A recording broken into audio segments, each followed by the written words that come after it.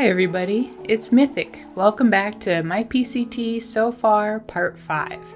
We start out on August 18th, day 21 at trail mile 2394.4. This is the trailhead north of I-90 near Snoqualmie Pass.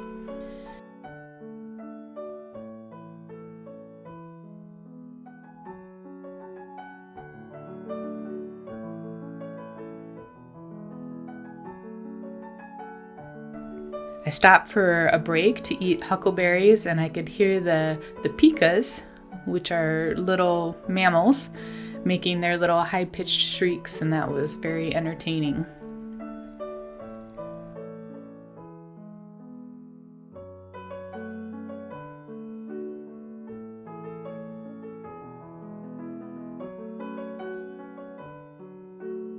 That afternoon, it seemed like it was an unending uphill climb on scree or talus fields, loose rocks that were just really tiring me out.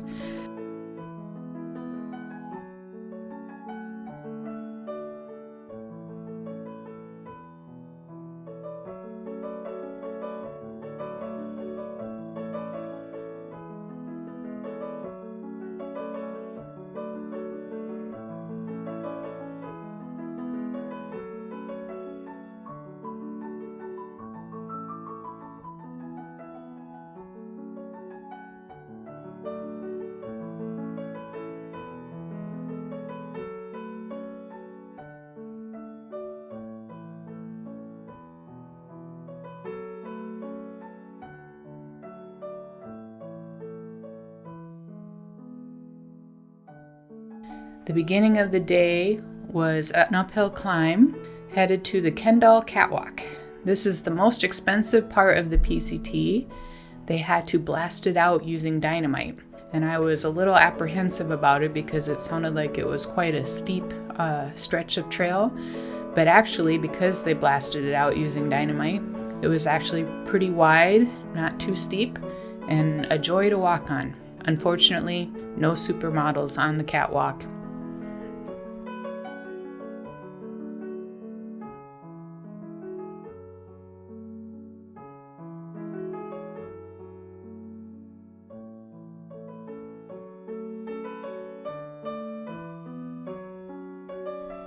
I stopped and had a yummy lunch on the shore of Ridge Lake and got to chat with some other hikers.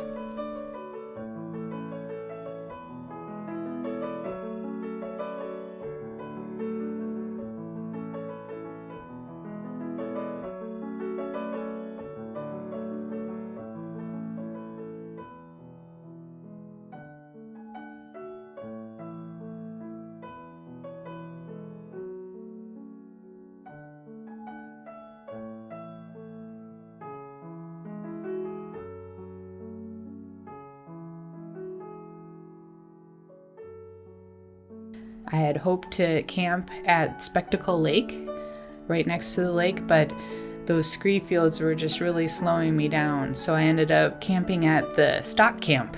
There was no stock there, but it was a good spot to rest.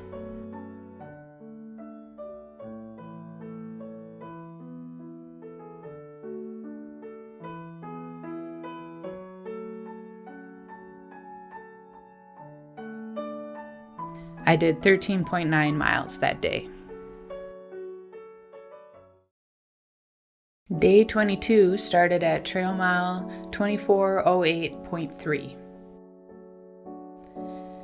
I had second breakfast on a ridge overlooking Spectacle Lake. That was the spot that I had hoped to make the camp the night before.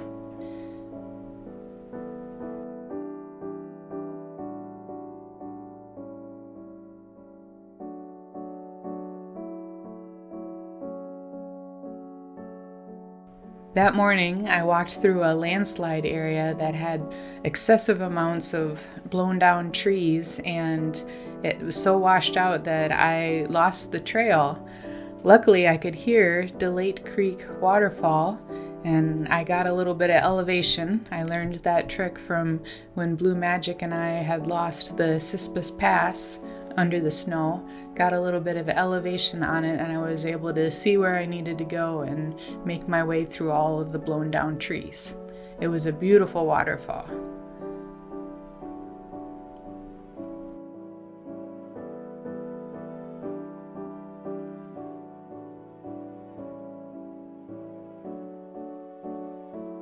Later on that afternoon, I had to wade across knee-deep and very chilly Lima Creek, which was about maybe 20 feet across, and super cold, but I took a nice lunch break on the other side of the creek and warmed up.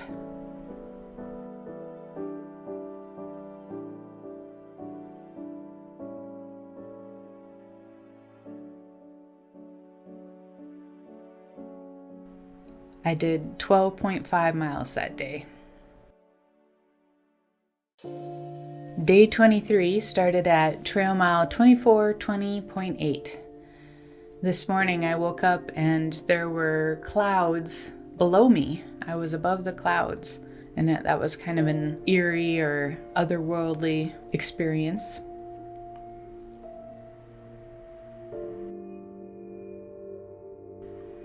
Later on in the morning, the trail was getting really overgrown and the vegetation was taller than me. It was a little difficult to find the trail at some points, but I did stay on trail. I was hoping to have lunch at m.y.t.h River. When I got there, there was an exceptionally rickety bridge, and as I was crossing the bridge, I looked over to my left, and here was a naked man sitting on a rock in the river, giving himself a bath with his handkerchief. I decided to keep on hiking.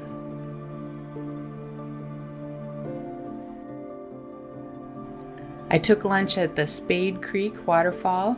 This was a beautiful little waterfall, nice and cool, and I soaked my feet in the nice cool water, and I dunked my shirt in the water and then put it back on, and that felt amazing for a little while, but then I just became a big magnet for dirt and turned into a mud ball, so I didn't do that again.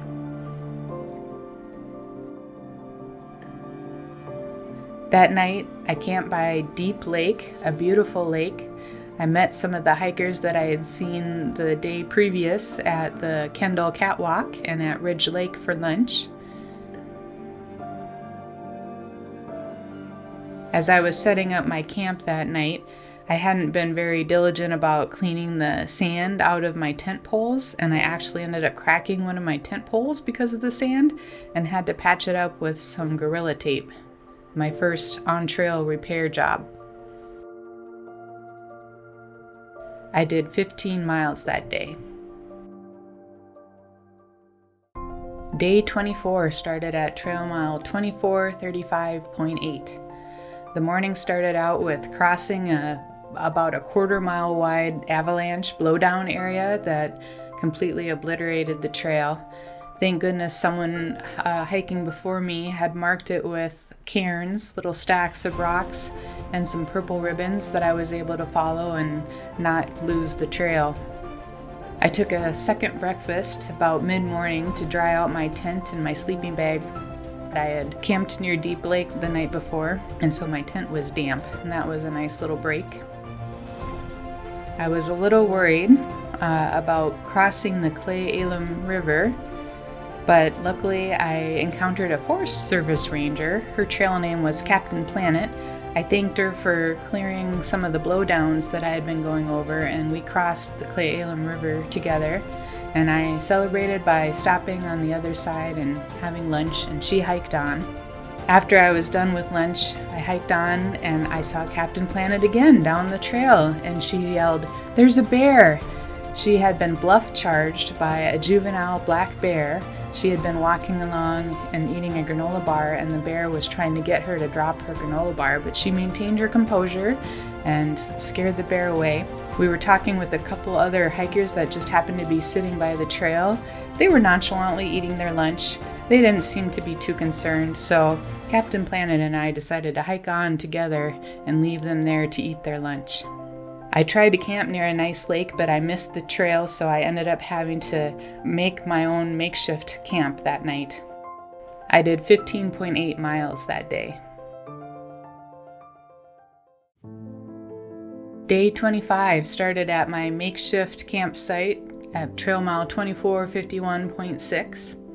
I saw more pikas and more marmots as I was hiking along. They are super cute and they want your snacks, but I did not feed them.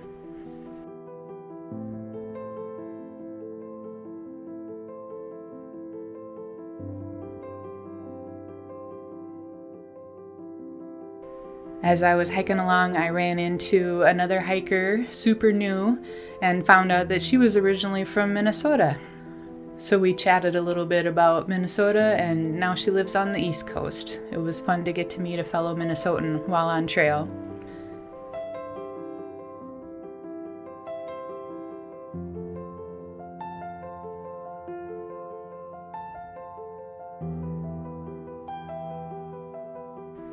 I hiked through the Stevens Pass ski area right past the ski lifts, and I thought if these ski lifts were running, I sure would ride it down to the chalet, but unfortunately they weren't running.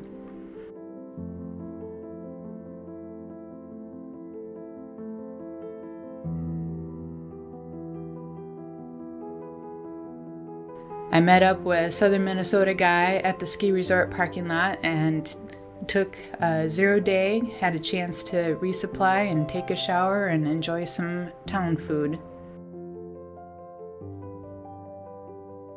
I did 13.7 miles that day. Join me next time for my PCT so far, part 6. Thanks for watching.